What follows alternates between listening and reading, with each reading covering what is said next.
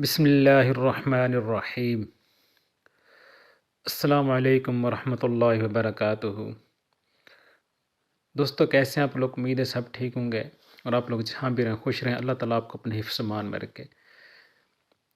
دوستو مدنی شعیب بلاگ پر آج بہت ہی دلچسپ ویڈیو آپ کے لیے لے کر آیا ہوں۔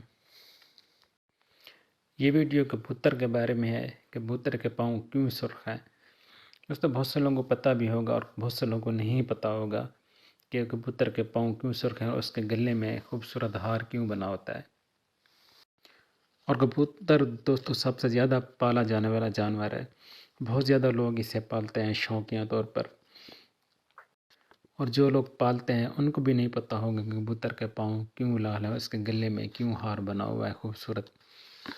دوستو طوفان نوح گزر جانے کے بعد حضرت نوح کی کشتی جب جودی پہاڑ پر ٹھہر گئی تو حضرت نوح نے روئے زمین کی خبر لانے کے لیے کبوتر کو بھیجا۔ تو کبوتر روئے زمین پر نہیں اترا، بلکہ ملک سبا سے زیتون کی ایک پتی چونچ میں لے کر آ گیا۔ تو آپ نے فرمایا کہ تم زمین پر نہیں اترے، اس لیے پھر جاؤ اور روئے زمین کی خبر لاؤ۔ تو کبوتر دوبارہ روانہ ہوا اور مکہ مکرمہ میں حرم کعبہ کی زمین پر اترا اور دیکھ لیا کہ پانی زمین حرم سے ختم ہو چکا ہے اور سرخ رنگت کی مٹی زہر ہو چکی ہے۔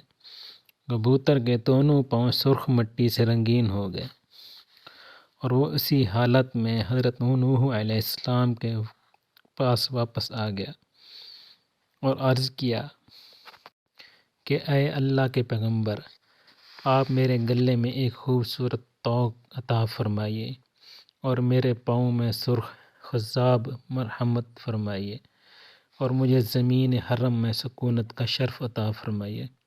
چنانچہ حضرت نوح نے کبوتر کے سر پر دست شفقت پھیرا اور اس کے لیے یہ دعا فرمائی کہ اس کے گلے میں دھاری کا ایک خوبصورت ہار پڑا رہے اور اس کے پاؤں سرخ ہو جائیں اور اس کی نسل میں خیر و برکت رہے اور اس کو زمین حرم میں سکونت کا شرف حاصل ہو۔